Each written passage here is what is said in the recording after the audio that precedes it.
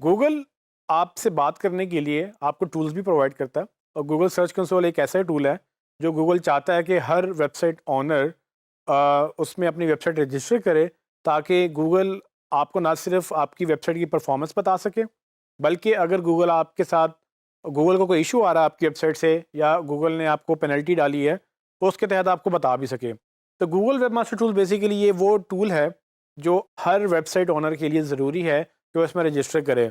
तो आप अपनी वेबसाइट भी इसमें रजिस्टर कर सकते हैं और अगर आप अपनी क्लाइंट की वेबसाइट पे काम कर रहे हैं तो वो भी आप इसमें रजिस्टर कर सकते हैं।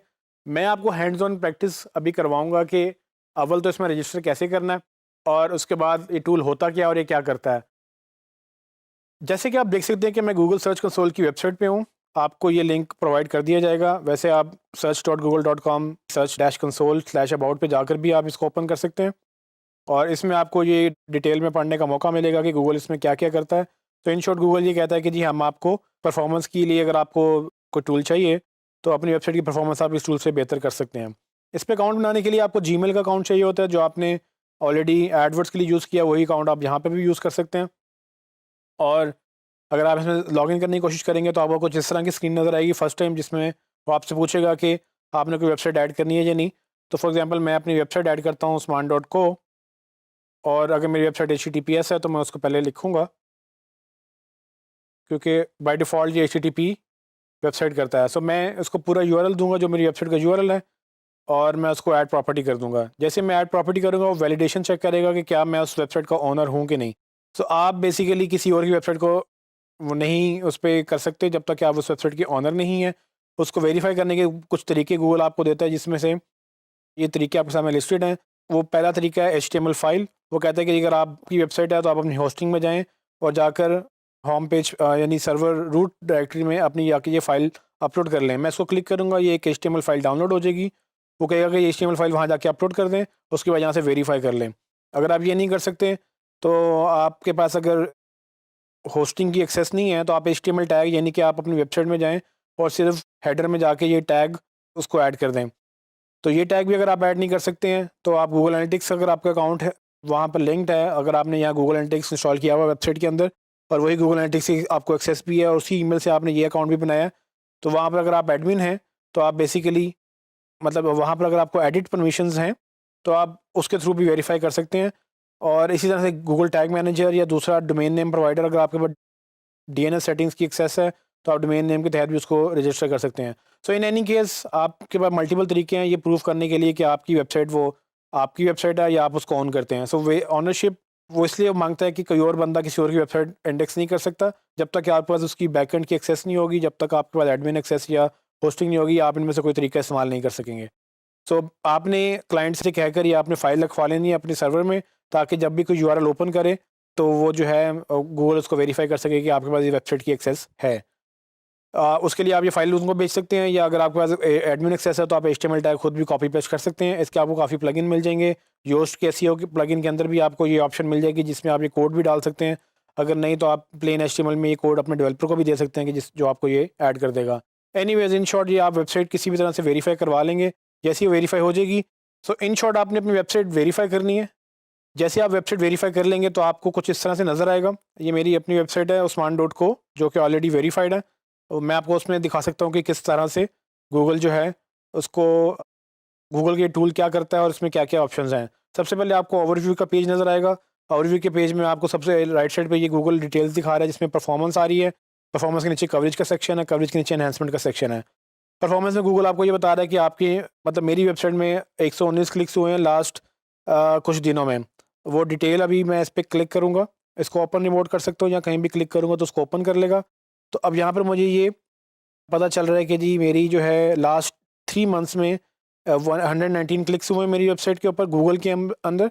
गूगल के अंदर मतलब ये है कि ये बेसिकली गूगल सर्च पे कितने रिजल्ट क्लिक हुए हैं, वो कितने लोगों ने मेरे सर्च रिजल्ट्स को देखा है।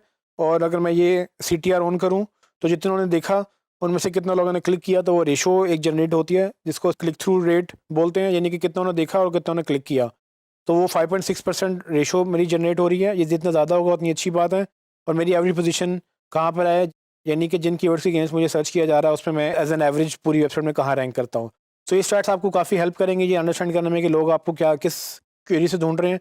फॉर एग्जांपल सबसे ज़्यादा जो मैं सर्च करने वाले लोग हैं वो मेरा नाम ही सर्च कर रहे हैं। सो उस्मान लतीफ़ को लिख रहा है तो मैं 44 क्लिक्स हुए हैं उस्मान लतीफ़ के कीवर्ड पे, और मैं तकरीबन 250 दफ़ा नज़र आए उन लोगों को इस नाम के ऊपर। और क्लिक थ्रू रेट जो है 17.7% इसका क्लिक थ्रू रेट है, और इसकी पोजीशन जो है मैं तकरीबन अपने नाम पे फ़िलहाल 3.6 पोजीशन पर रैंक कर रहा हूँ, जिसका मतलब ये है कि मैं कभी थर्ड या कभी फोर्थ पे रैंक करता हूँ। सो ये बेसिकली गूगल का एक तरीका आपको बताने का कि आप किन कीवर्ड्स पे सर्च किया जाता है। डिजिटल मार्केटिंग कंसल्टेंट एक और कीवर्ड है जो कि मेरा टाइटल भी है। लोग इस पे भी, मतलब मैं कंसल्टेंसी प्रोवाइड करता हूँ, तो लोग अगर डिजिटल मार्केटिंग कंसल्टेंट सर्च करते हैं तो गूगल उनको भी मेरी वेबसाइट दिखाता है। इसमें मैं टॉप 10 पे रैंक कर रहा हूँ। स्मार्ट डिजिटल मीडिया भी लोग सर्च कर रहे हैं। मतलब ये वो कीवर्ड्स हैं जो मैं सोच भी नहीं सकता था कि लोग मेरा नाम लिख के सर्च कर रहे हैं। तो ये वो चीज़ें हैं जो गूगल आपको परफॉर्मेंस में बताता है। इसके बाद ये क्यूरीज थी, क्यूरीज के बाद पेजेस में भी आप आ जाएँ तो पेजेस में आपको बताएगा कि कौन से पेजेस हैं सबसे ज़्यादा जिन पे क्लिक्स आ रहे हैं, उन पे किस पे इंप्रेशन ज़्यादा आ रहे हैं, क्या क्लिक थ्रू रेट है, उसकी क्या पोजीशन है। तो सबसे ज़्यादा मेरा होम पेज विजिट हो रहा है, फिर ब्लॉग का पेज विजिट हो रहा है, उसके बाद मेरा एक ये ब्लॉग आर्टिकल है जो विजिट हो रहा है, प्रोफाइल विजिट हो रही है। इस तरह से सारे आपको यूआरएल नज़र आ रहे होंगे। फिर कंट्रीज़ में देख सकता हूँ यहाँ पर कि किस कंट्री से मेरी सबसे ज़्यादा ट्रैफिक आ रही है।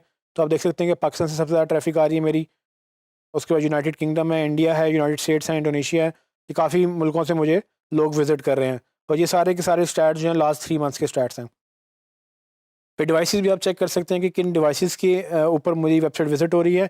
इस वजह से आपको ये आइडिया हो जाता है कि आपकी वेबसाइट मोबाइल से कितनी दफ़ा विजिट हुई और टैबलेट से कितनी दफ़ा विजिट हुई। और अगर आपकी वेबसाइट मोबाइल और टैबलेट में अगर ऑप्टिमाइज़ नहीं है तो आपके लिए कितना ज़रूरी है, क्योंकि जितने परसेंट ये ऑडियंस है ये आपको वो एक्सपीरियंस पूरा देख रही होगी। सो तकरीबन 30 क्लिक्स हुए मुझे मोबाइल के ऊपर और 18 क्लिक्स हैं डेस्कटॉप के ऊपर। तो आप समझ लें कि तकरीबन 30-40% मेरी ट्रैफिक जो है वो मोबाइल के ऊपर आ रही है। तो मेरे लिए बहुत ज़रूरी है ये देखना कि क्या मोबाइल पे मेरी वेबसाइट अच्छी लग भी रही है कि नहीं। उसके बाद एक सर्च अपीयरेंस का सेक्शन है जिसमें गूगल आपको ये कुछ स्पेशल चीज़ें दिखाता है कि सर्च अपीयरेंस मेरी कैसी है। यहाँ पर फ़िलहाल मेरी कोई स्टैट्स नहीं है, लेकिन ये डिपेंड करता है आपकी वेबसाइट किस तरह की है। गूगल आपको उसके अगेंस्ट यहाँ पर रिजल्ट्स दिखाएगा। यहाँ से आप देख सकते हैं कि किस तरह से आपकी वेबसाइट परफॉर्म कर रही है, कब ऊपर गई, कब नीचे गई। और आपको आइडिया भी होगा कि पिछले कुछ दिनों में ऐसा क्या हुआ कि आपकी ट्रैफिक बढ़ गई और ऐसा क्या हुआ कि आपकी ट्रैफिक कम हो रही है। तो ये चीज़ें आपके लिए मेजर करना ज़रूरी हैं। उसके बाद मैं वापस ओवरव्यू वाले पेज पे जाता हूँ। परफॉर्मेंस के बाद कवरेज में देखूँगा। कवरेज का सेक्शन जो लेफ्ट साइड में ये इंडेक्स के अंडर आ रहा है। कवरेज में गूगल आपको ये बताता है कि उसको इश्यूज़ कितने मिले हैं आपकी वेबसाइट से। तो ये बड़ा अच्छा टूल है गूगल की तरफ से जो आपको बड़ी क्लियरली ये बताता है कि कितने एरर्स हैं जो गूगल को मिले हैं आपकी वेबसाइट के ऊपर। तो गूगल आपको खुद यहाँ पर मेंशन करता है। फिलहाल गूगल को मेरी वेबसाइट पे कोई एरर नहीं है, कोई वार्निंग भी नहीं है, और जो वैलिड पेजेज़ हैं वो तकरीबन 19 पेजेज़ हैं। सो लास्ट कुछ अरसे से गूगल को मेरे जो वैलिड पेजेज़ हैं वो उसमें ये ग्रोथ हो रही है।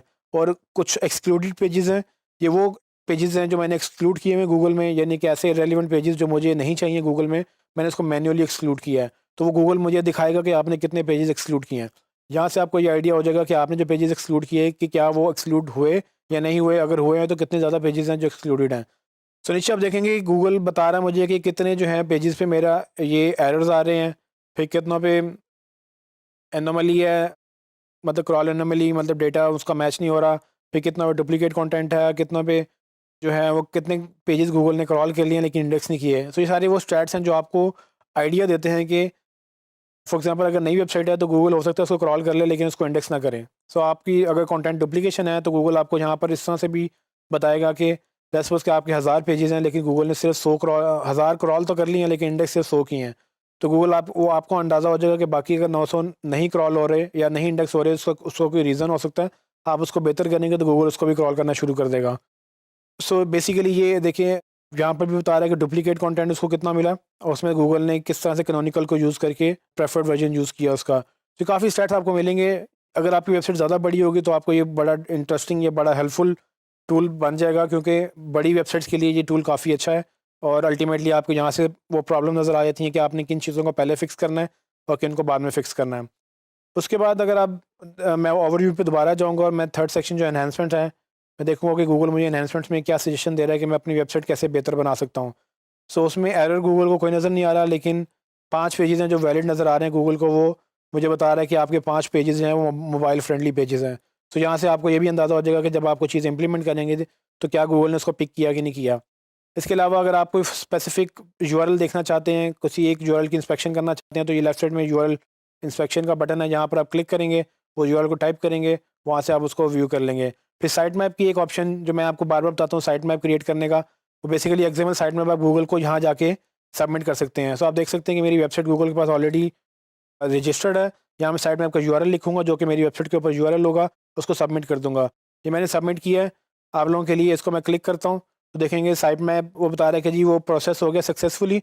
उसमें अभी उसने यूआरएल डिस्कवर नहीं किए हैं और उसमें लास्ट उसने रीड कब किया है। जैसे जैसे वो साइट मैप जो है वो इसको मज़ीद पेजेस ऐड होते जाएंगे तो वो यूआरएल डिस्कवर करता जाएगा। सो ये बेसिकली एक फ़ाइनल चीज़ जो मैं आपको दिखा दूँ, उसमें ये मैनुअल एक्शंस का सेक्शन है, जिसमें मैंने जैसे आपको इसमें मैं आपको डिटेल में बताऊंगा कि मैनुअल एक्शन क्या होते हैं। जब गूगल आपको पेनलाइज करता है तो मैनुअल एक्शन के तहत वो आपको बताता है कि जी आपको उसने मैनुअली बैन किया है। अगर आपको मैनुअल एक्शन हुआ है इसका मतलब ये है कि गूगल ने बाकायदा आपको पेनल्टी डाली है, और इस मैनुअल एक्शन के तहत जो है बेसिकली आपको यहाँ पे जब नोटिफिकेशन आएगा तो आपको उसको फिक्स करना होगा। इस पर हम मजीद बात करेंगे मैनुअल एक्शन क्या होता है, लेकिन जब मैं आपको मजीद नेक्स्ट कुछ टॉपिक्स में बताऊँगा कि मैनुअल एक्शन क्या होता है तब आपको ये याद होना चाहिए कि मैनुअल एक्शन बेसिकली आप यहाँ से आके रिव्यू करेंगे।